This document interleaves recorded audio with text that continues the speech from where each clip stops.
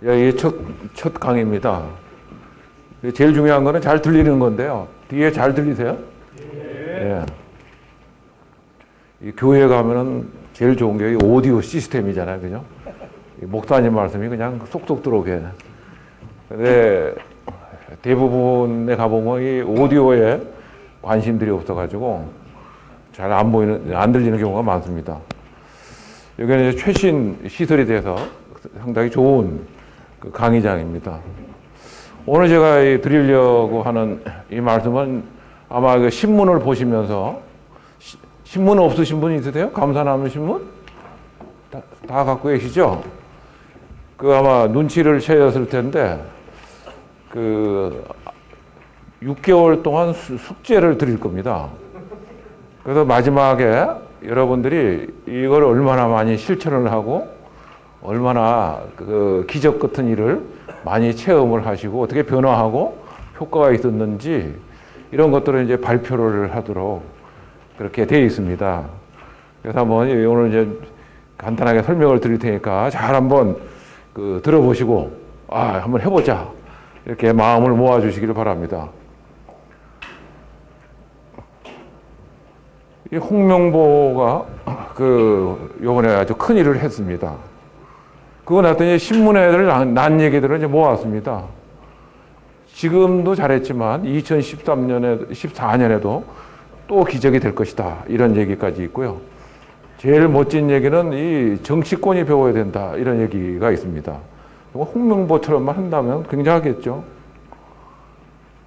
근데 그 기사들이 가슴을 뜨겁게 만드는 홍명보 만나면 가슴이 뛴다. 그러니까 CEO들, 여러분 이제 임원님들이 그 사원들을 만나니까 사원들이 가슴이 뛰면 성공하는 거죠. 그 뭘로? 믿음과 소통으로, 자율과 보상으로. 그러니까 무슨 일만 생기면 이렇게 와서 끌어안고, 애들처럼 뛰어오르고. 그래서 이 형님 리더십이고, 우리가 바로 드림팀이고, 어떻게 하면 여러분의 조직을 드림팀으로 만들 것인가. 그런 메시지입니다.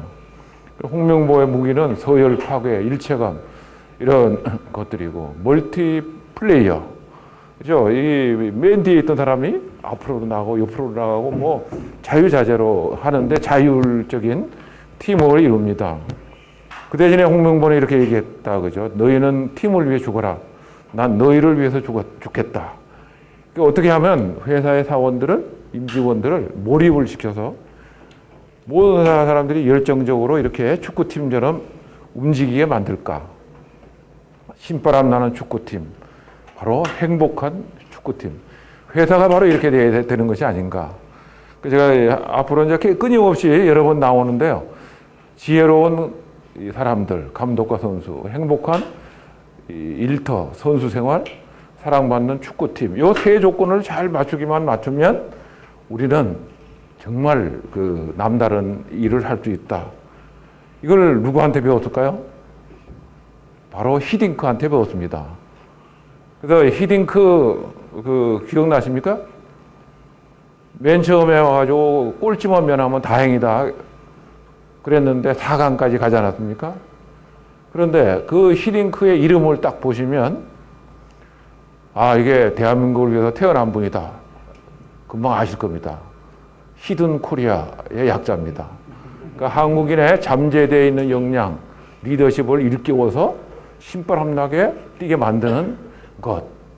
거기에는 뭐가 있었냐면 모든 선수들이 히딩크를 무조건 신뢰했습니다. 저 사람은 뭐 돈 먹고 빼기에 의해서 이런 게 아니고 무조건 최고 선수는 들어간다. 그리고 한 사람 한 사람의 선수들의 역량을 파악하고 꿈을 파악했습니다. 그 꿈을 이루도록 도와줬죠. 형님처럼 아버지처럼. 그 홍명보도 그 중에 한 사람이죠. 여러분들의 조직에 있는 한 사람 한 사람의 꿈을 여러분들이 알아내고 그 꿈을 이루도록 도와주고 성공하게 만든다면 이런 드림팀이 만들어질 것이다. 그게 바로 히딩크의 리더십이고 이것이 바로 우리 한국의 리더십입니다. 우리가 잊어버리고 있던 것, 일깨우는 것이 바로 히딩크다. 지금 모든 기업들이 사랑받는 기업, 존경받는 기업, 아까 이 행복한 기업, 그리고 신바람 나는 기업, 이렇게 되기 위해서 노력을 합니다. 근데 잘 안 됩니다. 행복한 회사가 되면 창조적이고 능동적으로 일합니다. 누가 시켜서 하는 것이 아니고. 그런데 이렇게 일하려면 제일 중요한 것은 바로 가정에서 행복해야 됩니다. 그런데 기업에서 이 사원들을 위해서 행복하게 한다 그러면서 하는 일이 월급을 더 준다, 보너스를 더 준다, 뭐 일터를 이런 생각은 하는데 실제로 마음을 바꿔서 행복하게 만드는 것은 아직도 부족합니다. 그래서 소통과 화합이 잘 안 되는 거죠. 그런데 가정이 행복해지려고 그러면 한 사람 한 사람의 사원들이 행복해져야 됩니다. 내가 변해서 세상이 변하지 다른 사람이 변해서 내가 변하는 거 아니거든요. 미국이 1920년대 혼란에 빠졌습니다. 그래서 나중에 대공황으로 가지 않았습니까? 그때 한국하고 비슷합니다. 고도 성장을 통해서 막 졸부들이 생겨나고 거기에 윤리고 도덕이고 다 파괴되고 그 분노의 포도 기억나십니까? 정말 불행한 그런 세상을 만들었죠. 그때 도덕 재무장 운동을 시작하신 분이 부크먼이라는 분이 있었습니다. 그분이 깨달은 게 뭐냐 하면 내가 변하니까 세상이 변하더라는 아주 단순한 원리를 깨달은 거예요. 그래서 모두가 내가 변하면 세상이 변한다는 생각을 가지고 변하기만 하면 미국이 다시 살아날 것이다. 근데 미국에서 처음에 잘 안 됐는가 봐요. 그래서 나중에 영국 가서 본격적으로 하게 됐고 그분이 나중에 이제 전 세계에 그걸 펼쳤는데 한국도 1960년대쯤에 도덕 재무장 운동 한다 그래갖고 교육받고 한 기억이 나거든요. 근데 다 잊어먹었죠. 그래서 제가 오늘 드리려고 하는 이 모든 말씀은 범사에 감사하며 긍정적으로 사는 개개인이 행복한 사람이 되는 것과 가정이 행복해지는 것. 그래서 회사가 저절로 능동적이고 창의적으로 바뀌는 것. 그것이 바로 제가 하고자 하는 여러분들 드리고자 하는 말씀입니다. 지금 우리나라는 뭐 문제가 이 말씀을 안 드려도 굉장하죠. 사회적 갈등 비용이 GDP의 27%입니다. GDP의 27%라고 하는 것은 우리가 회사에서 매출액을 100을 하면 이익이 될 것이 날아가는 것이 27% 있다 그겁니다. 그러니까 이 갈등 비용만 없으면 지금 똔똔대는 회사면 27% 흑자가 된다는 얘기죠. 이 반만 고쳐도 아마 우리나라 달라질 겁니다. 그래서 어떻게 하면 이 갈등을 없앨 것인가? 이 갈등으로 생긴 이런 여러 가지 문제들 어떻게 할 것인가? 오늘 신문에 보니까 뭐 자살률도 2위보다도 2배가 넘더라고요, 우리나라가. 그게 정말 불행한 나라가 되어 있는데, 그래서 저는 이거를 깨기 위해서는 융합과 창발의 정신 문화를 바꿔야 되고, 이걸 끌고 가는 리더십을 바꿔야 된다. 그래서 이 두 정신 문화와 리더십을 바꿔서 행복한 사회를 만들어야 우리도 선진국이 될 수 있다. 선진 기업이 될 수 있다. 이런 메시지로 정리를 한 거고요. 그래서 남은 시간 10년 이렇게 써놓은 이유는 고령화 사회가 진전되면 그 꿈을 이룰 수가 없다는 것이고요. 그리고 남북 통일이 또 일어나면 감당을 못하기 때문에 아마 물 건너간 그 일이 될 것 같아서 제가 10년 내에 해야 된다. 그런 말씀을 드리는 겁니다. 그래서 왜 전체적인 우리나라 전체 흐름을 보면은 1960년대 산업사회, 세계에서 제일 가난한 나라, 지저분한 나라가 설비 투자를 열심히 하고 정말 밤낮 없이 새마을 운동으로 밤낮 없이 열심히 일해가지고 우리가 한강의 기적을 이루었습니다. 그랬는데 2000년대 딱 들어오니까 창조사회가 딱 되니까 잘 안 됩니다. 그냥 서로 갈등하고 싸우고 혼란에 빠지고 그래 바뀌었죠. 이제는 어떻게 하면 창조사회를 만들지? 어떨 때 사람은 가장 창조적이 되지? 보니까 행복하면 창조적이 된다고 합니다. 신바람이 나면 역량이 개발되고 그렇다는 거죠. 그래서 이러한 문화가 바뀌려면 뭐가 필요하냐? 결국 생각이 바뀌어야 되고, 생각이 바뀌려면 리더십과 정신문화가 바뀌어야 된다. 그걸 이제 해야 되는데 벌써 2000년 하고도 12년이 지났습니다. 아직도 헤매고 있죠. 그래서 우리가 목표를 이제는 잘 사는 나라, 뭐 국민소득 5만 불 이런 게 아니고 정말 우리가 행복한 세상, 또 풍적 높은 나라, 이런 새로운 목표를 가져야 되는 것이고, 그렇게 되기 위해서 아까 축구 선수, 지혜로운 선수들, 지혜로운 국민, 행복한 이 선수 생활하고 행복한 사회, 그리고 사랑받는 대한민국, 이런 나라를 만들고 이런 기업을 만들 수만 있다면 우리는 성공할 수 있다.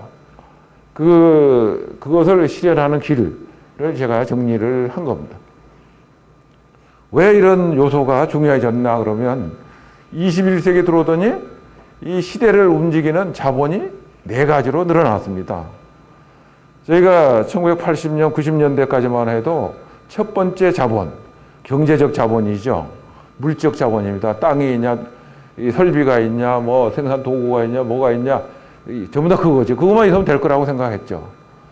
그런데 이 경제적 자본, 물적 자본이 아무리 있어도 결국 사람이, 올바른 사람이 없으면 안 된다는 사실을 알게 됐습니다. 그래서 1990년대가 지나가면서 인적 자본의 시대가 됐다, 이렇게 얘기를 합니다. 그래서 여러분들 이건희 회장이 2000년대 들어오기 전서부터 한 사람의 인재가 수만 명을 먹여 살린다. CEO들은 자기 시간의 50% 이상을 써서 인재들을 데리고 와라. 그래서 삼성의 사장님들은 1년에 몇 차례고 해외를 들락거리면서 사람들 스카우트 해오고 하는 거 기억하시죠? 그만큼 삼성의 이건희 회장은 빠릅니다. 그래서 휴먼 캐피탈. 근데 아무리 좋은 사람을 모아놓으면 뭐하냐? 이 사람들 사이가 관계가 좋아야지. 서로 신뢰하고 융합하고 시너지를 낼 수 있어야 되지. 그게 바로 사회적 자본, 소셜 캐피탈입니다. 제3의 자본, 사회적 자본, 이런 책이 삼성 경제연구소에서 발간된 걸 아마 보셨을 겁니다. 그러니까 사람이 좋은 사람을 모아서 관계만 좋으면 돼? 그런 줄 알았더니 마지막 하나가 더 생겼습니다. 한 사람 한 사람 구성원이 행복하냐? 긍정적인 생각을 갖느냐 하는 것이죠. 그래서 그것을 긍정심리 자본이라고 얘기를 합니다. 앞으로 대한민국이 창조시대에 살아남는 길은, 또는 여러분의 기업이 살아남는 길은 이 밑에 있는 이 자본이 아니고 결국은 인적 자본, 사회적 자본, 긍정심리 자본이 어떤 수준에 있는가에 달려있다. 이렇게 말씀을 드릴 수가 있고요. 이 긍정심리학이라고 하는 것은 최근에 나왔기 때문에 잠깐 소개를 드리면, 이제 뭐 학회가 만들어진 게 불과 14년, 13년밖에 안 됐습니다. 이 사람들이 도대체 이 모든 것을 결정하는 것이 사람들이 얼마나 긍정적인 생각을 갖느냐 하는 것인데, 그 긍정적인 생각을 어떻게 갖게 할 수 있지? 하고 조사를 해봤더니 감사하면 긍정심리 자본이 늘어난다는 사실을 알게 됐습니다. 그래서 긍정심리라고 하는 것이 가장 중요한 요소인데 감사하면 된다. 그래서 실험을 했죠. 미국에서 음식점에서 청구서를 써서 갖다 줄 때 거기다가 자필로 땡큐 이렇게 써가지고 갖다 줬더니 어떤 효과가 나타났는가? 팁이 11%가 늘어나더라고요. 똑같은 청구서인데 땡큐라는 말 한마디를 더 붙였더니 11% 돈을 더 낸다. 그러니까 감사는 이렇게 자가 발전적으로 말이 가면 더 커져갖고 돌아온다. 내가 옆에 있는 사람을 감사하면 그게 돌아온다는 사실이죠. 감사 예문서라는 사람은 감사 일기를 쓰고 좌절 일기를 쓰고 이 3가지 그룹을 만들어서 실험을 했습니다. 이쪽에 계신 분들한테는 앞으로 오늘 하루 종일 있던 일 중에 감사한 일만 일거리 써라. 또 가운데 계시는 분들한테는 안 된 일, 불만스러운 일만 써라. 그리고 나머지는 다 마음대로 써라. 그랬더니 놀랍게도 감사일기만 골라 쓴 사람들이 최고의 업적을 내더라는 거죠. 그래서 긍정적인 생각을 하면 달라진다. 그래서 자, 긍정심리 자본을 올리는 길은 감사하면 되는데 어떻게 하냐?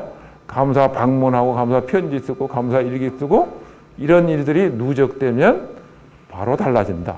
굉장히 심플하잖아요. 예? 아, 그럼요. 그럼 말씀하십시오.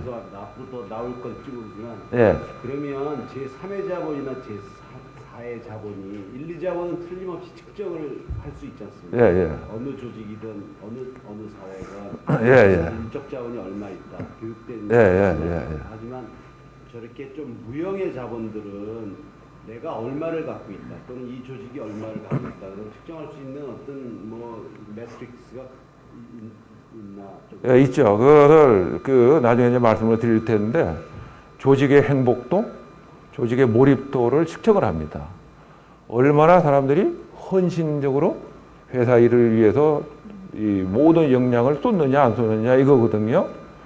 근데 몰입도를 조사하시는 그 기관에서 얘기를 들어보면 70점 정도 되면 굉장히 좋다고 그래요. 그러니까 괜찮은 회사다 이렇게 얘기를 한다고 그럽니다. 그게 이제 이렇게 생각하시면 돼. 아주 심플하게 이해를 하면 여러 회사를 위해서 뜨거운 마음을 가지고 일하시는 분들이 있습니다. 그리고 반대쪽에 항상 비판적으로 차갑게 뒷다리 잡는 사람들이 있습니다. 그리고 가운데 플러스도 아니고 마이너스도 아닌 사람들이 있습니다. 회사의 업적은 누구에 달려 있냐면 이 뜨거운 사람에 달려 있습니다. 뜨거운 사람이 몇 프로인가?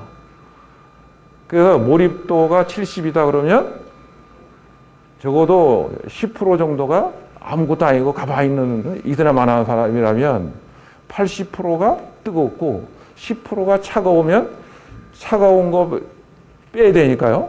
80 빼기 10 하면 한 70 정도가 뜨거운 상태입니다. 그러니까 굉장히 어렵죠. 회사에 뒷다리 잡는 사람이. 그렇잖아요? 그렇게 생각을 해보시면, 그러니까 여러분들이 직원들을 볼 때 누가 뜨거운 사람인가? 회사를 위해서 열과 성을 다하는 사람인가? 어떤 사람은 이드나만한 사람인가? 어떤 사람은 맨날 냉소적이고 뒷다리 잡는가?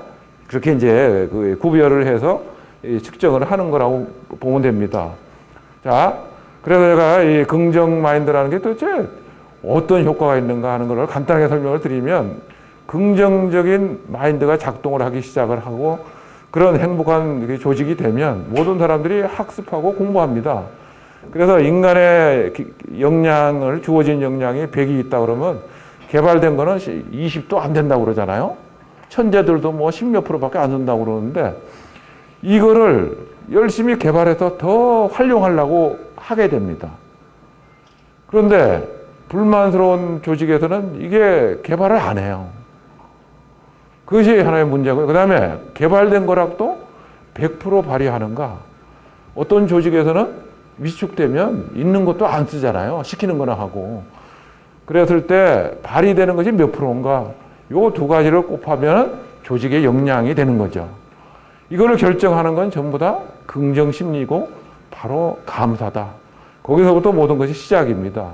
제가 간단하게 계산표를 한번 만들어 봤어요. 이게 말도 안 되는 계산표지만 이해하기 위해서 역량을 부정적인 문화 속에서 억눌리면 20밖에 개발이 안 되는데 신바람이 나면 2배는 한다. 역량을 발휘하는 것이 자기 가진 거를 50%밖에 발휘 못하는 억눌린 문화와 신바람 나서 100%, 200% 발휘하는 사람들이 있다는 거죠. 이렇게 곱해보면 하나는 1000이고 하나는 4000이잖아요.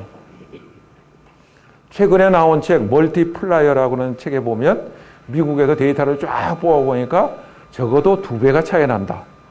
그런 얘기인데 제가 그 숫자를 정확하게 모르기 때문에 이렇게 표를 만들어 봤습니다. 그러니까 우리는 어떻게 하면 모든 조직원들이 스스로 신바람 나서 역량을 개발하게 만드는가? 그리고 그 사람들이 신바람 나서 융합과 시너지를 창출하면서 역량을 발휘하게 만드는가? 요게 이제 제일 키포인트다. 그렇죠. 그러면 우리가 외국에서 찾지 말고 한국의 역사 속에서 가장 신바람 났던 시대가 어땠는가 한번 생각을 해보자. 그죠. 백성들은 지혜롭고 사회는 행복하고 나라는 모두로부터 존경받았던 시대가 있었다는 거예요. 혹시 기억나는 시대 있으십니까? 세종대왕. 예, 뿌리 깊은 나무 보셨죠? 예. 예, 책도 다 읽으시고. 또 기억나는 때 있으십니까? 바로 단군 시대입니다. 이거는 동이열전 공자의 실제도 공빈이 지은 거거든요. 먼 옛날부터 동쪽에 나라가 있으니 동이라고 하고, 단군이라는 임금이 있어서 뭐 임금을 모시고, 자부선이라는 도통한 학자가 있었고, 중국 황제도 와서 글을 배우고, 내황문이라는 그 책을 받아갔다 그래요. 그래가지고 중국 사람들에게 생활 방법을 가르쳤어요. 동해 사람 순이 중국에 와서 요임금의 뒤를 이어서 윤리와 도덕을 가르쳤다. 세계에서 가장 행복했던 시절 요순 시대가 바로 동이족의 순이라는 사람이 완성한 거다. 정말 지혜로운 사람들이 있죠. 그 나라는 비록 크지만 남의 나라를 업신여기지 않고, 그 나라 군대는 비록 강했지만 남의 나라를 침범하지 않았습니다. 일본 사람들이 우리에게 역사를 가르치면서 한국은 999번 침략받고 한 번도 힘 못 쓴 나라, 이렇게 가르칩니다. 근데 안 그렇잖아요? 그런 나라가 어떻게 산동반도 북경까지 다 거느리는 그런 큰 강역을 경영할 수 있었겠습니까? 근데 그거를 힘으로 한 것이 아니고 홍익 인간의 정신, 모두가 이 내 땅에 들어오면 행복하게 살아, 이렇게 가르쳤다는 거죠. 그러니까 주위에 있는 모든 나라로부터 존경받던 나라, 바로 이 고조선입니다. 풍속이 순화해서 길 가는 이들이 서로 양보하고, 음식을 먹는 이들이 먹을 걸 미루고, 그래서 공자는 이 나라를 예의 바른 군자의 나라, 동방 예의지국이라고 얘기하고, 선부자 공자께서 그 나라에 가서 살고 싶다고 늘 말씀하셨다. 이게 바로 우리 조상들이 만들었던 나라입니다. 이 나라하고 똑같은 형태가 어디에 있었습니까? 제주도 탐나에 있었습니다. 제주도에 오신 분 계시죠? 최근에 신용화 교수님이 발표하셨잖아요. 고구려의 고씨와 고구려 쪽의 고씨와 양맥 쪽의 양씨와 부여 쪽의 부씨가 고조선이 망하고 모여서 거기서 혈명을 맺어가지고 탐나국을 만들어서 BC 57년서부터 1402년까지 어떤 나라를 만들었습니까? 산모의 섬, 도둑이 없고 대문이 없고 거지가 없는 섬을 만들었습니다. 어떻습니까? 이만하면 정말 행복한 세상 아닙니까? 이것이 홍익인간 정신의 살아있는 모델이죠. 이런 세상을 만들었던 우리 조상들이 있다. 그래서 저는 이 조건이 바로 인적 자본에 해당되는 지혜로운 국민과 사회적 자본에 해당되는 행복한 사회와 긍정 심리 자본으로 이루어지는 존경받는 국가, 이 세 가지 조건을 맞출 수만 있다면 우리도 나라도 행복하고 기업들도 신바람 나게 할 수 있다. 그 모델 하나가 아까 말씀하신 세종시대죠. 동양의 르네상스라고 합니다. 일본 사람들이 만든 과학기술사 사전에 50년 단위로 과학기술 업적이 기록되어 있는데 1400년, 1450년 62건이 있었고 그중에 조선이 29개, 중국이 5개, 이런 나라였다는 겁니다. 그리고 농업 생산성이 400% 올라가서 곳간마다 양식이 넘치는 그런 풍요로운 나라를 만들었다. 그게 바로 세종시대였던 것이죠. 그리고 300년이 흘러서 영종조 시대, 정조대왕이 일찍 돌아가시면서 반짝하다가 말았습니다. 그래서 정조대왕 돌아가시고 1800년에 돌아가셨다. 그 이후 우리나라가 내려앉아갖고 동학난을 겪고 막 이렇게 하면서 한 200년 동안 헤매게 된 거죠. 그리고 또 300년이 흘러서 지금 단군 이래 제일 잘 산다고 합니다.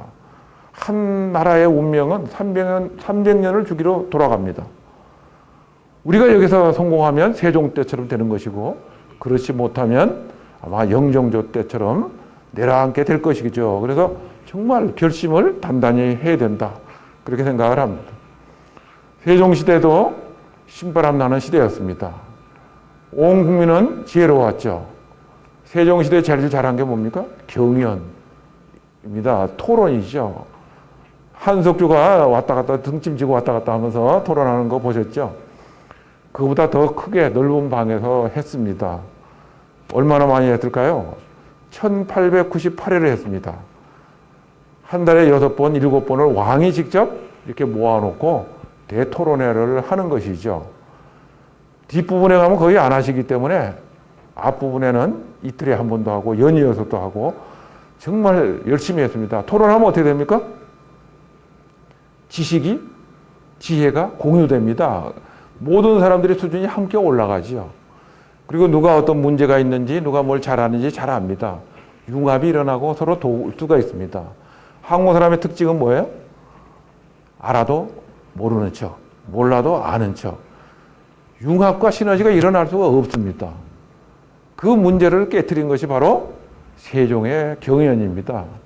세종은 회의할 때 왕한테 항의하고 뭔가 문제를 제기하지 않으면 맨날 야단쳤습니다. 니들 뭐 하냐고. 그래서 세종 때 기록을 보면 반대하고 뭐 비난 많습니다. 그래야 문제를 제기해야 되는 거 아닙니까? 그래서 가르쳐야 되니까 금속활자 만들고 훈민정음 만들고 이런 일들을 했지. 지혜로운 백성을 만들었습니다. 행복한 사회, 생생지락이라고 훈민정음을 왜 만드냐? 생생지락 때문에 만든다. 앞에 있는 생자는 살아간다는 뜻이고 뒤에 있는 생자는 생업, 직업입니다. 직업의 즐거움, 일하는 즐거움을 즐기며 사는 세상을 만든다. 요즘은 서양에서들 이거 연구해가지고 하는 일이 즐거우면 천국이고 일이 괴로우면 지옥이다 이런 얘기 하잖아요. 세종대왕은 이미 이때 일하는 즐거움을 즐기며 사는 세상을 만든다고 훈민정음을 만든 겁니다. 그러니까 생업을 즐기는 사회를 만들었죠. 말하면 들어줍니다. 세종시대 제일 반대 많이 한 사람이 허조였거든요. 역시 허씨성 가지신 분 계십니까? 안 계신 것 같더라고. 그 허조는 세종이 뭘 하자 그러면 그 자리에서 안 되는 이유를 조목조목 대갖고 안 된다고 그러는 사람이었습니다.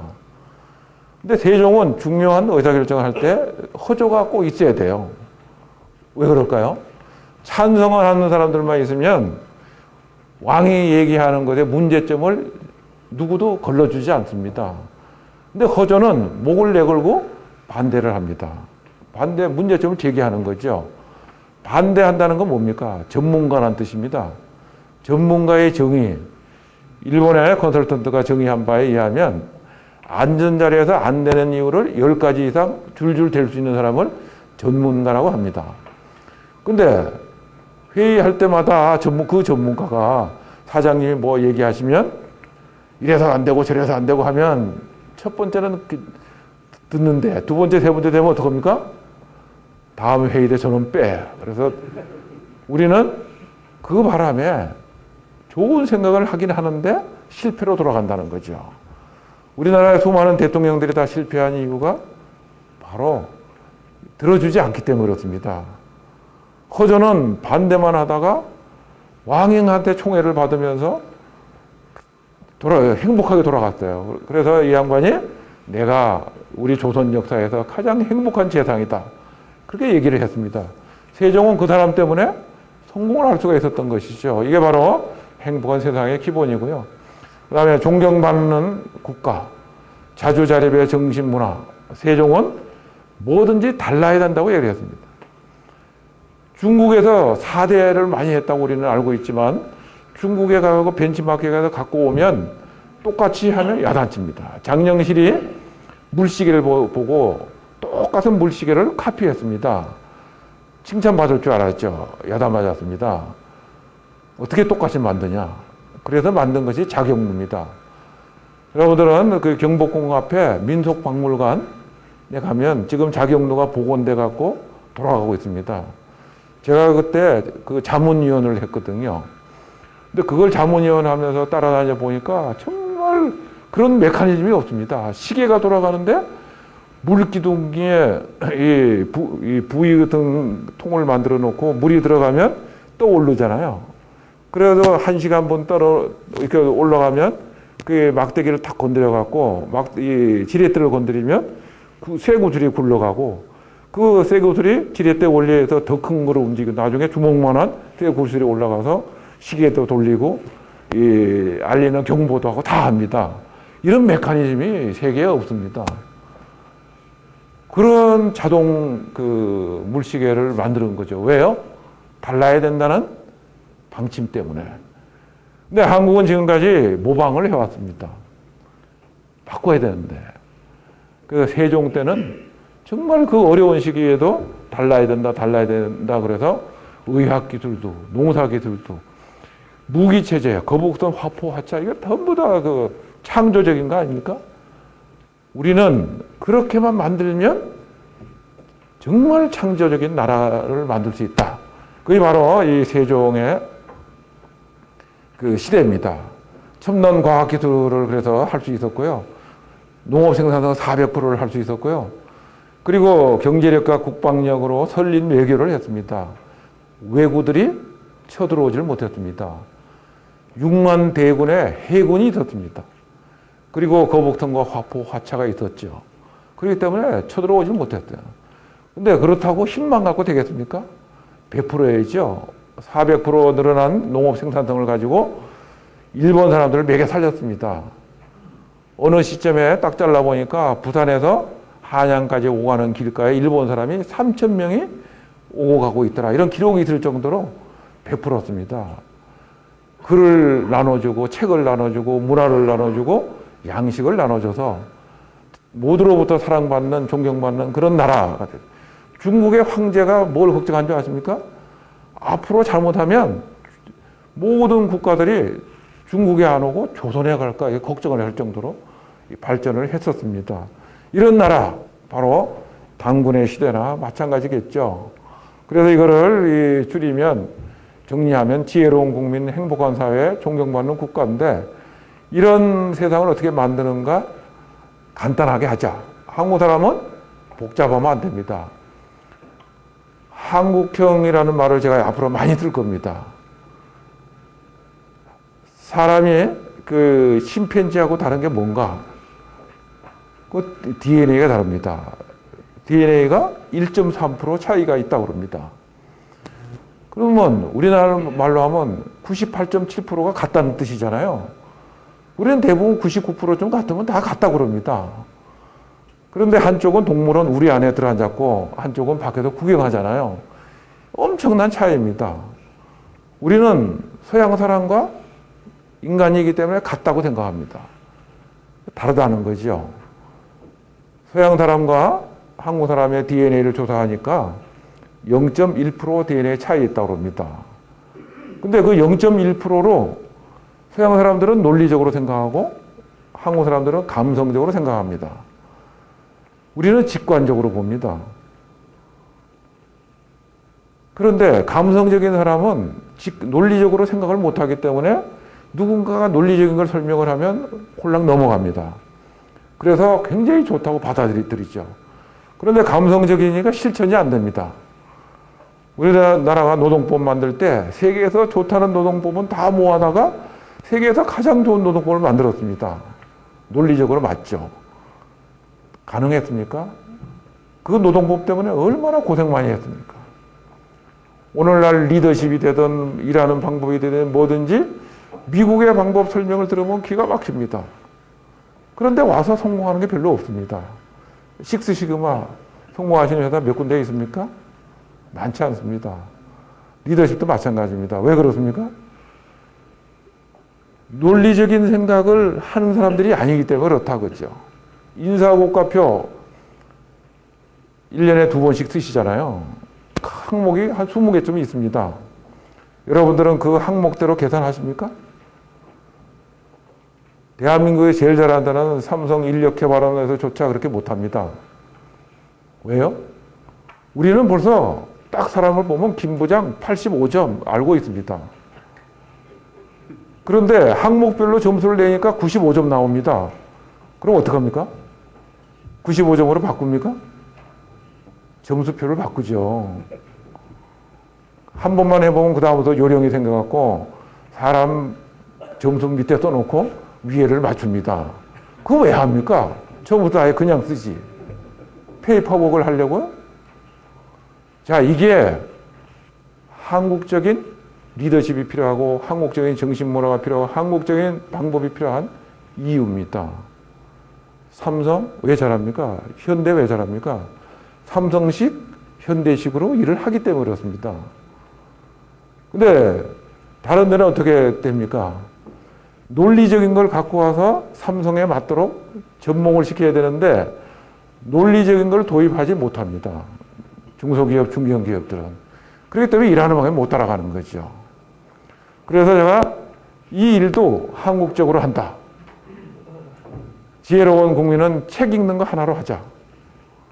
감사 나눔을 가지고 행복한 사회를 만들고 존경받는 국가는 착한 일로 하자. 이 세 가지만 하자. 그래서 이 말이 이제 제목이 행복 나눔 1, 2호입니다. 간단합니다. 하루에 한 가지 또는 일주일에 한 가지 착한 일을 하자. 근데 여기서 얘기하는 착한 일은요, 봉사하러 가고 무슨 이런 거 얘기하는 게 아닙니다. 쌀가마에 짊어지고 불 도로 가는 이런 착한 일을 얘기하는 게 아니고요. 아주 작은 착한 일입니다. 회사에서 걸어가는데 휴지 쪼가리 떨어져 있어. 주스 있는 것. 옆에 있는 동료가 뭔가 어려움이 있어. 함께 도와주는 것. 다른 부서에서 어떤 문제가 생기면 힘을 모아주는. 집에 돌아가면 아내가 힘들면 뭐 이런 겁니다. 아이들이 저는 용인의 전원주택에 삽니다. 눈이 오면 눈치 오는 사람은 노인네들밖에 없습니다. 애들이 하나도 안 나와요. 옛날 같으면 왜 눈 오면 재미있으니까 눈놀이도 하고 나와서 막 남의 집 앞에도 들고 이랬잖아요. 한 놈도 없어요. 다 공부한다고. 젊은 사람들 우리 축제를 자주 하기 때문에 이렇게 만나면 막 자랑합니다.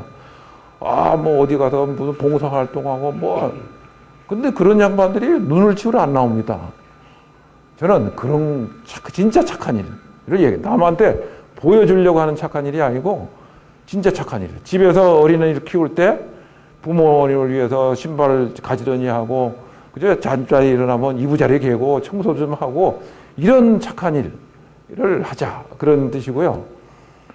그 다음에 두 번째는 한 달에 2권의 좋은 책을 읽자. 책을 읽어야 전문성이 생깁니다.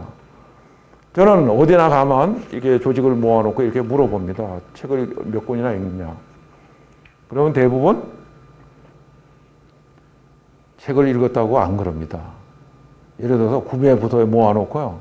제가 삼성 HDI 갔을 때인데, 제가 가자마자 막 불안감 값이 떨어져가지고 값이 절반으로 떨어지는 거예요. 창업일에 한 번도 적자 난 적이 없는 성장을 지속했던 SDI는 삼성그룹에서 넘버원 회사였어요. 근데 어떻게 제가 가자마자 값이 떨어지는데 처음 적자가 하나 생겼어요. 그래서 이걸 푸는 방법은 구매가 가장 크잖아요. 그래서 구매부터 다 모아놓고 물어봤어요. 어떻게 구매하냐고. 그랬더니 뭐 선배님들이 한 대로 따라한대요. 그래서 구매에 대한 책 몇 권 읽어봤어. 2권 읽은 놈이 없어요. 구매한다고 그러면서. 그래가지고 제가 한 주일에 한 권씩 읽는다. 같이 읽는다. 같이 토론한다. 물론 제가 늘 참석을 못했지만 거기 상무가 뭐 명령을 받았더니 가끔가다 제가 참석하니까 했어요. 근데 놀라운 건 3개월도 안 돼가지고 삼성그룹 최고의 구매팀이 됐습니다. 글로벌 소싱하는 것부터 시작해가지고 합리적으로 이게 모든 구매 원가 계산하고 이런 것까지 전부 다 바뀌었습니다. 책을 읽으니까 거기 다 있죠. 그래서 그때 3조 5천억 매출을 할 텐데 원가 절감을 1조 1천억을 했습니다. 그래서 그 흑자를 기록했죠. 그게 바로 책의 힘입니다. 어디 가나 물어보십시오. 영업하는 사람들 보고 마케팅 책 몇 권 읽어봤어? 생산하는 사람 보고 생산책 몇 권 읽어봤어? 안 읽습니다. 그래서 책을 2권씩 읽자. 읽으면 어떻게 됩니까? 달라집니다. 그런데 혼자 읽지 말고 가능하면 토론을 해라. 그래서 무슨 책을 읽을까 얘기하고 그리고 책 읽은 내용에 대해서 소감을 얘기하고 뭘 우리가 도입할 것인가 얘기하고 이런 토론을 하면 이게 서로 존중하는 마음이 생겨서 또 회사가 달라집니다. 상사들은 대한민국의 코칭협회 회장님이 말씀하시기를 대한민국의 위의 어른들은 부하 사원 보기를 고장난 기계로 본대요. 뭘 시키면 제때 못하고 뭘 하면 맨날 틀려오고 뭘 하면 이렇게 하니까 고장난 기계죠. 근데 고장난 기계가 무슨 좋은 의견이 있겠어요? 그러니까 토론을 필요 할 생각을 안 합니다. 그냥 시키지. 그런데 책을 읽어보면 무슨 책 읽을까 그래 보면 논어 읽자는 사람도 나오고 막 철학책 읽자는 사람도 나오고 다릅니다. 아니 저 친구가 그런 책도 읽는다고? 책을 같이 읽었는데 얘기하는 거 들어보면 기가 막힌 측면을 지적해냅니다. 존경하는 마음이 생깁니다. 그래 저게 고장난 기계가 아니네. 석 달만 지나면 진심 어린 토론이 됩니다. 요게 그 기본입니다. 그래서 책을 읽자. 세 번째, 하루에 5가지의 감사 일기를 쓰자. 오프라 윈프리가 왜 행복해졌나 그랬더니 하루에 5가지 감사 일기를 썼다. 이렇게 얘기 들으셨죠? 근데 그 간단한 거 쓰는 겁니다. 스파게티 먹었더니 뭐 감사하다 뭐 그런 겁니다. 하늘이 뭐 오늘 파란 하늘 정말 감사하다 이렇게 사소한 거 쓰는 거죠. 근데 그걸 쓰고 또 쓰면 세상이 달라진다. 그 얘기는 제가 좀 이따가 다시 설명을 드리겠습니다. 그래서 착한 일하고 좋은 책 읽고 감사 얘기를 쓰면 뭐가 됩니까? 행복한 일터가 된다. 그레이트 워크 플레이스 그래서 미국에서 들어와서 한국에 도입되는 게 있습니다. 삼성이 제일 열심히 하죠. 프라이드, 트러스트, 펀 3가지를 합니다. 저는 이거를 방법이 있어야 된다. 프라이드, 책을 읽어서 프라이드가 생기고 착한 일을 하면 트러스트가 생기고 그리고 감사를 하면 서로 행복해진다. 펀이 일어난다. 그렇게 이제 정리를 해서 한국형 GWP다. 이렇게 설명을 합니다. 왜 감사한가? 감사는 모든 미덕의 어머니입니다. 행복한 게 뭐냐? 가진 것에 만족하면 행복하다고 그럽니다. 그런데 범사에 어떻게 하면 가진 것에 만족하지? 그랬더니 범사에 작은 일에 감사하면 가진 것에 만족하게 된다고 그럽니다. 그럼 어떻게 해? 그럼 감사를 습관화하면 된다. 그런 거죠.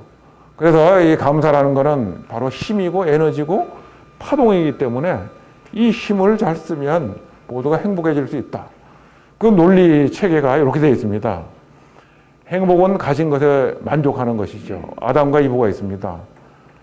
이 사람들이 인류 역사상 최고의 부자입니다.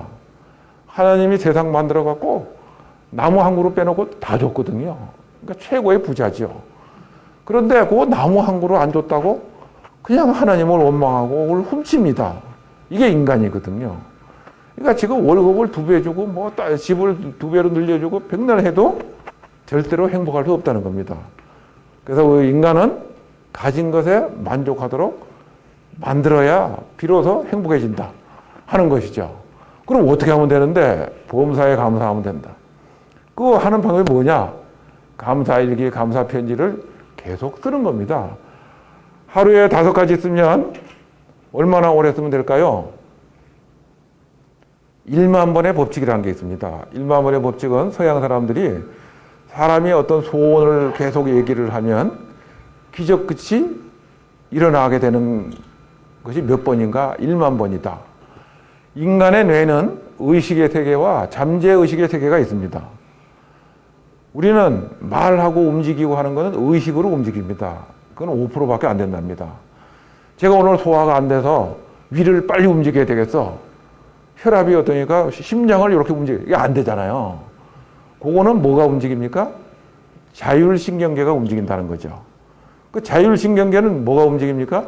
잠재의식으로 움직일 수 있다는 거예요.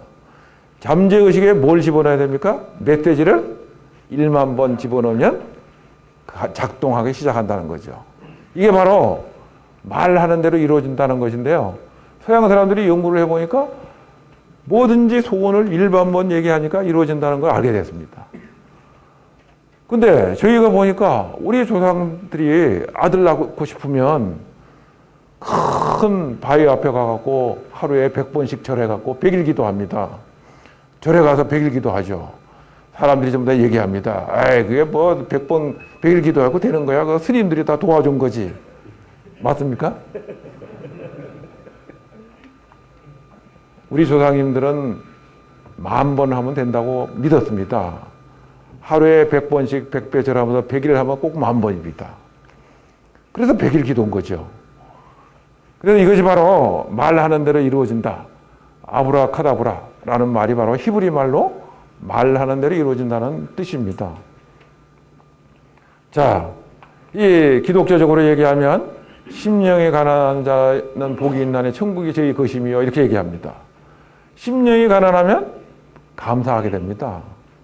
거꾸로 범사에 감사하면 습관이 되면 심령이 가난해져서 천국이 잦게 됩니다. 그래서 이 기독교의 가장 중요한 메시지가 바로 이겁니다. 근데 이 독일의 헤겔이라는 선생님은 이 세상을 행복하게 살려고 그러면 마음이 열려야 된다고 그래요. 융합하고 뭐하고 하려면 마음이 열려야 된다. 근데 마음이 열리려고 그러면 어떻게 해야 돼요? 안에서만 밖으로 열 수 있답니다. 그러니까 어떤 경우에도 남이 강제로 열게 할 수가 없습니다. 술 먹이고 뭐 해도 안 됩니다. 그런데 이걸 여는 방법이 바로 감사입니다. 스스로 감사를 깨우치면 마음이 열립니다. 달라지는 거죠. 그걸 나타낸 게 원효대사 아닙니까? 이 마음에 달렸다 그러죠. 그 마음을 여는 방법이 감사다 그거죠. 세상에서 가장 지혜로운 사람은 배우는 사람이고 세상에서 가장 행복한 사람은 감사하며 사는 사람이다. 유태인들이 이걸 제일 먼저 깨달은 거죠. 제가 이 일을 생각하게 된 것 중에 하나가 이겁니다. 유태인들이 한국 사람하고 거의 같습니다. IQ 비슷하고. 그렇죠? 우리가 더 높죠? 그런데 악착 같은 거는 한국 사람이 더 셉니다. 원래. 저희 목사님이 미국에 갔다 오시더니 그러는 거예요. 아, 유태인 동네에 한국 사람이 가면 얼마 안 가서 유태인은 없어지고 한국 사람은 남는데. 그래서 왜 그러냐고 물어봤답니다. 그랬더니 아, 유태인하고 싸우는 거 보면 안 됩니다. 유태인은 너 죽고 나 살자 그러고 싸우는데 한국 사람은 너 죽고 나 죽자 그러고 싸우는데요. 그러니까 목숨을 내거는데 누가 이기냐고요. 아니 그런 사람들이 23,000불하고 절절맵니다 지금. 미국에 유태인들이 600만이 있습니다. 미국 인구의 2%죠. 미국 GDP 20%를 한답니다. 스티브 잡스도 지금 구글에다가 함부로 못합니다. 유태인들이죠. 우리가 움직이는 건 다 유태인들입니다. 그러면 미국 사람들이 1인당 4만 불이면 미국에 사는 유태인은 40만 불입니다. 왜 우리보다 IQ도 못하고 우리보다 독하지도 못한데 왜 우리는 2만 불이고 쟤들은 40만 불인가 한번 생각을 해보십시오. 걔들은 다른 게 딱 하나 있습니다. 감사합니다. 애가 뱃속에 들면요. 부모는 물론이고 이웃에 사는 사람들이 와서 애를 뱃속에 대놓고 그냥 땡큐 감사하다 그럽니다. 우리 동네에 태어나서 감사하고 뭐해서 감사하고 뭐. 그러니까 요놈이 태어나서 말하게 될 때까지 제일 많이 듣는 말이 감사합니다. 그러니까 유태인들이 제일 바라는 게 뭔지 아세요? 애가 태어나서 제일 먼저 하는 말이 땡큐가 되길 바란답니다. 한국 사람은 감사를 잊어먹었습니다. 감사해야 됩니다. 그러니까 만나는 데 어디 갖다 내려놔도 감사하면서 하니까 금방 돈을 법니다. 유태인들이 만들어 놓은 이 기독교의 절기들 보세요. 무슨 절 이게 다 조상들에게 감사하면서 하는 거예요. 어떤 사람이 이런 얘기 했습니다. 한국 사람은 땅은 지켰는데 역사와 정신문화를 잊어먹었고 유태인은 자기 나라는 잊어먹었는데 정신문화와 역사를 챙겼다는 거예요. 구약 성서를 들여다보시면 거기는 갈등의 요소를 다 없앴습니다. 다윗이고 솔로몬이고 훌륭한 사람들도 다 나쁜 짓 했다고 다 적어 있습니다. 아무리 나쁜 짓을 해도 그분이 한 일이 더 크면 모셔야 된다는 걸 그냥 어려서부터 가르치는 겁니다. 그러니까 우리는 뭐 어디 누가 뭐 어디를 갔네 안 했네 뭐 주민등록을 옮겼네 맨날 그거 하고 있습니다. 왜 그렇습니까? 그 양반들이 하는 거를 저는 배워야 된다고 생각합니다. 왜 세계 인구 0.2%가 노벨상 22%를 합니까? 헤브루타라고 하는 토론 문화가 있잖아요. 한국 사람이나 유태인이나 성질이 비슷하거든요. 그러니까 토론을 습관하기 위해서 한 거예요. 예시바라고 이 도서관에 가도 자석을 둘씩 붙여놨대요. 토론하면서 책 읽으라고. 아니 도서관 가면 우리는 조용해야 되는데 그놈들은 나의 토론하게 자리를 만들어 놓고 토론을 한다고. 이 토론을. 그 다음에 체면하고 뭐 말 못하는 것 때문에 걔들은 후츠파라 그러잖아요. 그냥 뭐 체면 불구하고 뭐 말해라. 길거리 아름다운 여자가 지나가는데 핸드백을 딱 들었어요. 쫓아가 갖고 물어봐도 된답니다. 아가씨 그거 얼마 주고 샀어요? 어디서 샀어요?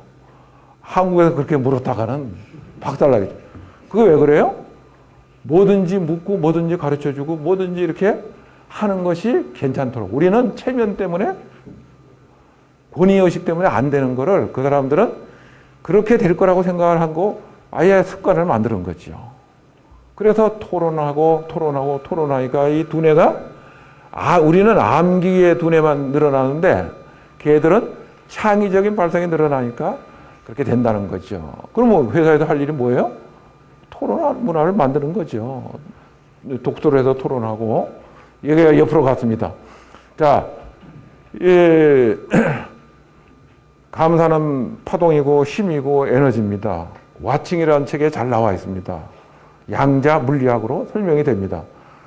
감사합니다. 밥을 세 그릇 떠놓고 감사합니다고 해놓고 붙여놓고는 아침 저녁으로 감사합니다고 하고 요거는 증오합니다고 써놓고 아침 저녁으로 욕을 합니다. 그리고 요거는 쳐다보지도 말고 그러면 한 달 이렇게 지나가면 달라집니다. 요거는 새까맣게 뜨겁죠. 요거는 하얗게 곰팡이가 뜨는데 누룩처럼 발효합니다. 안 썩습니다. 근데 제일 심하게 썩는 건 무관심입니다. 욕하는 놈이 무관심한 것보다 낫다는 거죠. 제가 지난 한 6개월 전에 끝난 학기에 학생들한테 욕을 시켰거든요. 그랬더니 그 학생이 그때 해갖고 갖고 온 거예요. 지금 요 놈이 하얗잖아요. 근데 요 놈이 새까맣게 되어 있는 게 요거는 이제 여기다가 욕해 놓은 겁니다. 나빠. 얘는 아주 점잖게 썼어요.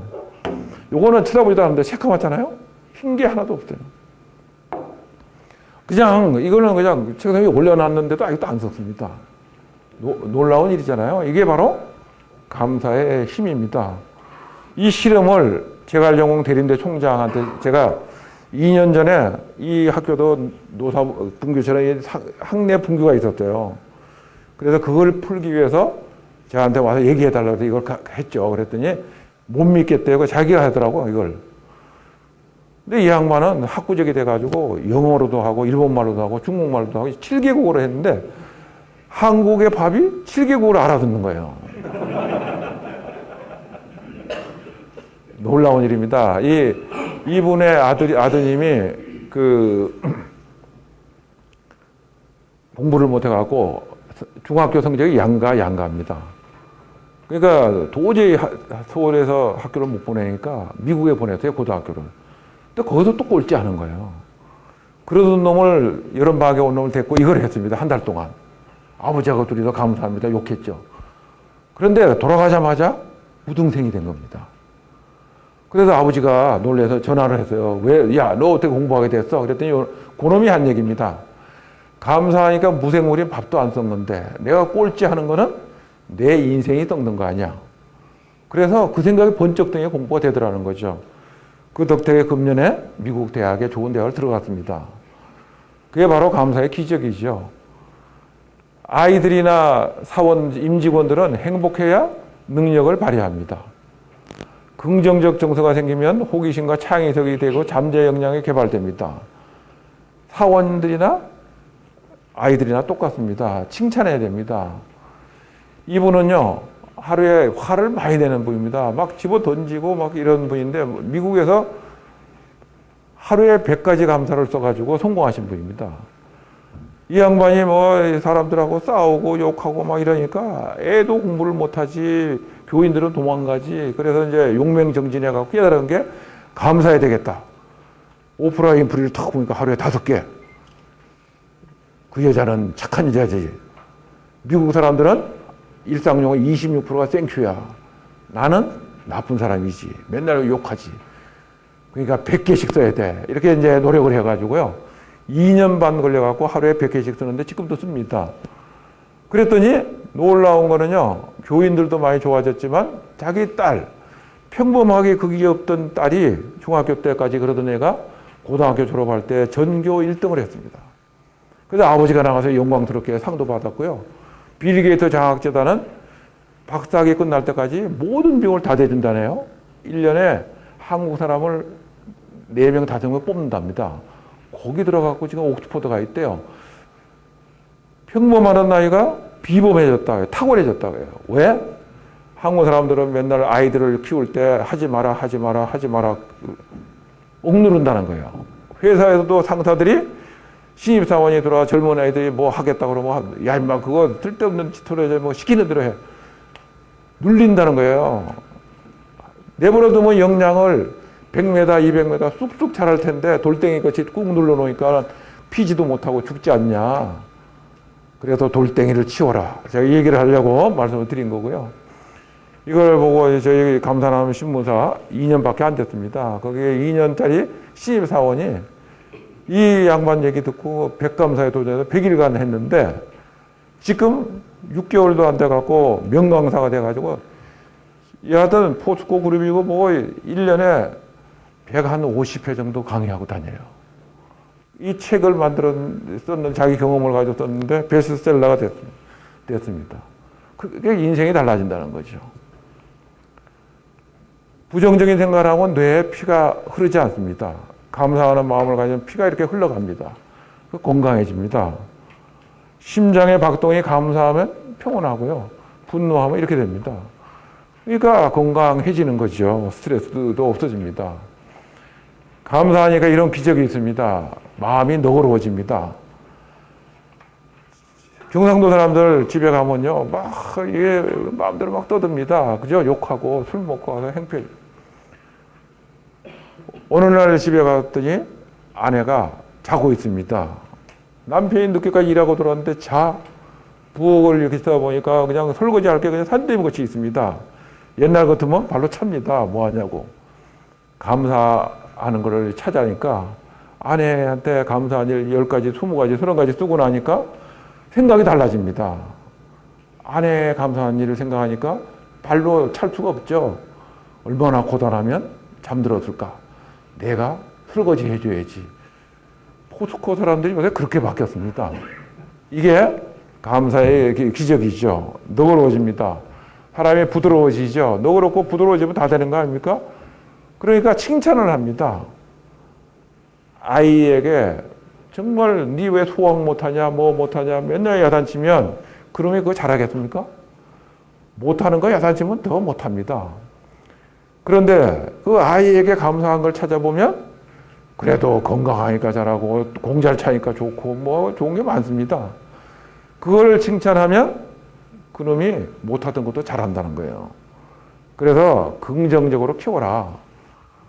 그게 바로 칭찬하면 신바람 나고 잠재 능력이 개발된다는 거고요. 서로 존중하게 돼서 긍정적인 생각을 갖게 되고 심신이 안정되니까 건강하고 화병, 스트레스가 없어집니다. 대한민국이 제일 창피한 게 뭡니까? 쓰나미는 일본 사람들이 만들어낸 국제 공용어고 화병은 한국 사람들이 만들어낸 국제 공용어라고 합니다. 화가 나는 이유는 바로 감사하지 않기 때문에 화가 나는 거거든요. 그래서 감사하지 않은 것을 뒤집어서 감사하기만 하면 달라진다는 거예요. 예, 여러분들이 앞으로 해야 될 감사 일기를 쓰는 노트입니다. 꼭 이 노트에 안 써도 됩니다. 아무데나 써도 되는데 3개월 정도 쓸 수 있는 페이지입니다. 하루에 5가지씩 쓰시면. 그런데 재미있는 거는 처음에 잘 안 됩니다. 3주일만 이를 악물고 쓰시면 줄줄줄 나옵니다. 처음에 1개, 2개도 잘 없습니다. 내가 무슨 감사한 일이 있어? 바빠 죽겠는데. 이렇게 생각하지만 감사한 일을 3주만 뭐 1개 썼다가 2개 썼다가 뭐 하루 빼먹기도 하다가 그렇게 하더라도 3주만 잘 버티시면 그 다음부터 줄줄 나옵니다. 상위에 꽁치 한 마리가 딱 구워져서 올라왔을 때 대부분 경상도 남자들은 오늘도 또 꽁치야? 대충 이렇게 얘기합니다. 그런데 감사 일기를 계속 쓰면요. 그걸 보고 생각합니다. 우리 아내가 어제 시장에 가가지고 남편한테 제일 맛있는 생선을 사주려고 얼마나 몇 바퀴를 돌았을 겁니다. 그러다가 아마 꽁치를 찾았겠죠. 그리고 오면서 생각했을 겁니다. 우리 남편이 구워주면 좋아할지, 졸여주면 좋아할지, 국을 끓여주면 좋아할지, 또 생각해가지고 굽습니다. 그냥 굽습니까? 잘못하면 탈까봐 뒤집고 이렇게 굽습니다. 이게 올려놨는데, 아니, 또 꽁치야. 행복이 있을 수가 없습니다. 그런데 자꾸 쓰면 그런 게 보입니다. 꽁치 한 마리 갖고 한 20개쯤 쓸 수 있습니다. 이게 이제 감사에 몰입하는 건데, 그렇게 지나고 나면 한 3개월쯤 쓰시면 정말 감사할 사람들이 생각납니다. 아내에게 한 번도 감사하다고 못했지? 시골에 계신 어머니에게 감사하다고 못했지? 형님한테 이런 게 생각납니다. 아이한테 맨날 줬지? 감사하다고 못했지? 그걸 찾아서 쓰면 달라집니다. 10개, 20개, 30개, 50개 넘어서 100개만 딱 채울 수만 있으면 완전히 행복한 세상이 됩니다. 이것이 이 100가지 감사를 쓰는 거죠. 이거 아까 말씀드린 뭐 간단한 이런 내용들입니다. 포스코 ICT가 기업으로 최초로 했습니다. 2010년 1월 달 제가 감사를 해야 되겠다고 생각하고 이 신문을 만들기 시작했습니다. 창간했죠. 그리고 3개월 정도 감사만 갖고 안 돼. 지혜로운 사람이 되기 위해서 책도 읽어야 되고 착한 일도 실행을 해야 되니까 하자. 이렇게 해갖고 이제 한국은행 1, 2호 틀을 만들었습니다. 그래서 이 포스코 ICT는 포스콘이라고 하는 회사와 포스데이터라는 회사가 합병을 했습니다. 한 회사는 와이브로 하다가 망한 회사잖아요. 두 개 합쳤습니다. 이 회사에 허남석 사장님이 이걸 들어온 거예요. 그래가지고 도대체 물과 기름 같은 거 이거 어떻게 하지? 제가 행복 나눔 하자. 그랬더니 이 양반이 용감하게 4월 1일 날 선언을 했습니다. 그리고 그해 11월 달이 되니까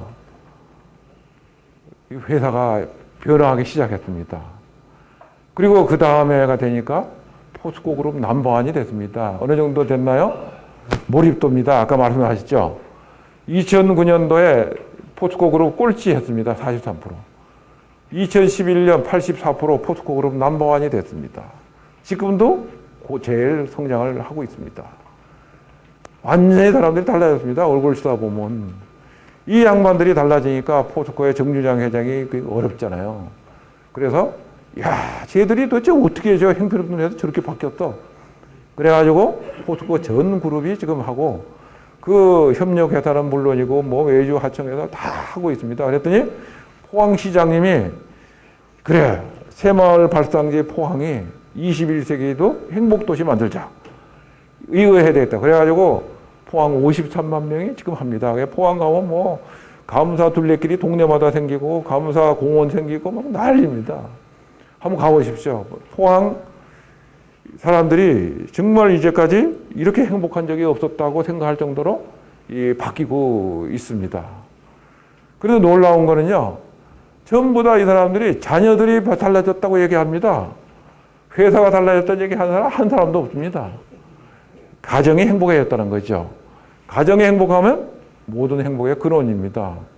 시어머니하고 달라지고 딸이 달라지고 그 다음에 인큐베이터에 애를 키웠는데 이놈이 미수가 망막증이라는 게 있다네요. 그래서 한 5번 수술을 해야 낫는답니다. 근데 애 아버지가 이걸 배워갖고 그냥 애 쌍둥이 귀에 대놓고 맨날 땡큐를 했더니 딱 한 번 수술하고 완결됐다고 얼마나 좋아하는지 이게 간증하는 겁니다.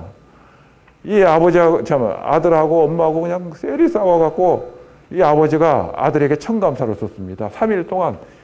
여하튼 밤에 잠을 안 자고 청계를 써가지고 완전히 천사로 바꿨습니다, 애들을. 무슨 우리 아이가 달라졌어요. 막 이렇게 전문가 몇 명이 붙어갖고 몇 달씩 해도 6개월 지나면 다 원위치 한다는데 이거 써가지고 바꾼 겁니다. 이게 감사죠. 애들한테 얘기할 때 공부 못하는 5개 50점짜리한테 10개 중에 5개 맞아서 감사하다. 2개만 더 맞으면 정말 감사할 거야. 그랬더니 받아쓰기 수학 모두 100점이라는 거예요. 한 달 반 만에. 이게 긍정 마인드의 기적입니다. 포스코 ICT가 기적같이 변하고요. 간단합니다. 하자. 그런 거예요. 그게 뭐 방법이나 이런 건 전부 다 이 책에 다 있습니다. 그 다음에 여러분들이 강의를 들으셨으니까 하시면 되는 거고, 실제로 한번 써보면 되는 거고, 한 3개월 지나면 감사의 기적을 체험한 사람들이 태어납니다. 우리 아내하고 달라졌어, 아이가 달라졌어, 뭐 달라 이런 걸 체험하시고 나면 그게 바로 불씨입니다. 여러분들이 제일 먼저 해야 됩니다. 여러분들이 하시면 밑에 다 따라 하는데 밑에서 뭐 시키면 안 합니다. 이 뭐든지 정신문화 바꾸는 거는 위에서 바뀌어야 됩니다. 정준영 회장이요, 오늘도 하루에 3사람씩 전화를 걸어갖고 감사하다고 칭찬합니다. 그래서 포스코 그룹이 바뀌는 거죠. 그리고 성공 사례 확산하고, 그래서 100명한테 얘기를 하면 20명이 지속적으로 하다가 4명이 불씨가 되고, 이 4명이 뜨끈뜨끈하게 바뀌니까 옆에서 보고 다시 100명이 하게 된다. 이게 원리입니다. 그래서 이 작심삼일을 하지 마시고 3주만 지나면 성공한다. 3개월이 되면 감사의 기적을 느낀다. 3년만 열심히 하면 회사가 달라진다. 그래서 지금 교보생명 뭐 이런 데 다 시간이 많이 되는데 제가 한 5분에 끝내겠습니다. 교보생명, 삼성생명 재능교육 이렇게 합니다. 특히 교보생명의 신창재 회장이 열심히 합니다. 이 개콘 감사합니다 이것도 합니다. 그러니까 뭐 밑에 다 하죠. 왜요? 한 7만 명 정도의 보험 설계사들이 있습니다. 이 사람들이 가정마다 다니면서 행복을 나누면 5년간 100가정씩만 바꿔주면 대한민국이 바뀔 거다. 저는 그렇게 생각하고 있고요. 군이 합니다. 병영에서 뭐 총기 사건 나고 하고 난 다음에 이걸 하게 됐습니다. 그래가지고 지금 전군이 하는데요. 자살하겠다는 놈이 없어집니다. 그리고 행복한 군대가 됩니다. 전투력은 더 향상됩니다. 그리고 포항시가 하고 광양시가 하고 있고요. 포항시는 뭐 전 국민이 공부하고 뭐 난립니다. 그리고 그러니까 전국에서 지금 제철소, 포항시 뭐 감사나는 보러 오느라고 전국에 운동이 일어나고 있습니다. 이게 무슨 아무것도 아니잖아요. 감사 얘기 드는 것밖에 없는데 이런 운동이 하고 다니는 것도 신문사 직원 12명밖에 없습니다. 그래서 제가 예수님 제자도 12이고 신문사 직원도 12이야. 그랬더니 지금 12명이 한 달에 2번밖에 못 만들어요, 신문을. 근데 이 12분이 쩔쩔매던 신문을 요즘은 한 사람이 신문을 다 만들고요. 11명은 강의하고 컨설팅하고 다닙니다. 이 신문은 이 신청을 하면 한 부가 한 1년에 10만 원입니다. 한 번, 2번. 후원금입니다. 이게. 그래서 이 공유할 수가 있고요. 이게 포항에 있는 해병대. 이게 아까 얘기한 그 유지미 기자잖아요. 그 뭐 포항이 완전히 달라지고 있습니다. 그래서 좋은 책을 읽으면 인적 자본이 늘어나고 착한 일 하면 사회적 자본, 감사 나누면 긍정심리 자본이 늘어난다. 이게 제가 정리한 거고요. 그래서 감사도 나는 감사한 일이 없는데 뭐가 생기면 감사할 거야. 이프 감사라고 그러고요. 무슨 일이 있었기 때문에 감사가 비코스 감사고요. 이 단계에 올라가야 됩니다. 불구하고 감사. 불행한 일이 생겼음에도 불구하고 회사에 무슨 사건이 생겼음에도 불구하고 이 사건으로 우리가 달라질 거야.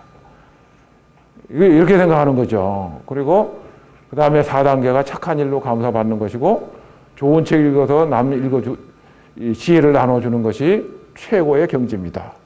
이 5가지가 다 감사라고 기억을 해 주시기 바라고요. 이 한자풀이를 하면 마음을 다해서 말로 쏘라. 이렇게 말씀을 드릴 수 있습니다. 그러니까 여러분들이 제일 중요한 것은 말로 해야 됩니다.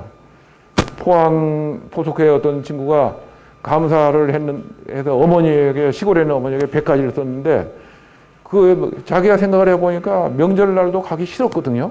의무적으로 가지. 그래 이제 눈물을 흘리면서 감사 100가지 써가지고 아무 날도 아닌데 찾아갔습니다, 어머니를. 근데 이상한 놈이 온 거잖아요. 안 오던 놈이. 근데 이 자식이 뭔가 말하려다 그냥 갔는데 보니까 봉투 하나가 있는 거예요. 읽어보니까 어머니 저를 낳아주셔서 감사합니다. 뭐 어려운 가정에서 대학까지 공부시켜서 감사합니다. 이렇게 뜬 거예요. 왜 뜨나요? 자살하려고. 그래가지고 어머니가 그냥 우리 아들 죽는다고 그냥 그래서 제가 알았습니다. 우리나라 사람들이 얼마나 어머니한테조차도 감사 못하죠. 아내도 못하죠. 아이한테도 못하죠. 그러니 뭐 직원들한테 잘 할 수 있겠습니까? 연습하자 그죠, 우리가. 그래서 성공한 사람과 행복한 사람 사이는 감사가 있고 위대한 기업과 사랑받는 기업은 감사가 차이가 있더라 그죠. 감사하면 달라진다. 그래서 이제 우리는 홍익인간의 정신으로 이게 기업도 바뀌어야 되고 이제는 이기주의 가지고 기업을 하면 안 되고 이타주의로 살아야 되고 그리고 기업이 이제는 사회적 문제를 해결의 주체가 돼서 사회를 위해서 이제 생태계를 만들어가는 주체가 돼야 되고 이런 생각을 해보자. 그래서 우리 당군도 개를 닮아서 신용을 지켜라, 신뢰를 가져라, 돼지처럼 나누고 살아라, 닭처럼 룰을 잘 지켜라. 그래서 12동물도 배치를 한 것이고, 그래서 이 1960년 세계에서 가장 가난하고 지저분한 나라, 이런 나라가 새마을 운동했더니 세계에서 가장 부지런한 나라가 됐어요. 만불되더니 그냥 맨날 싸워.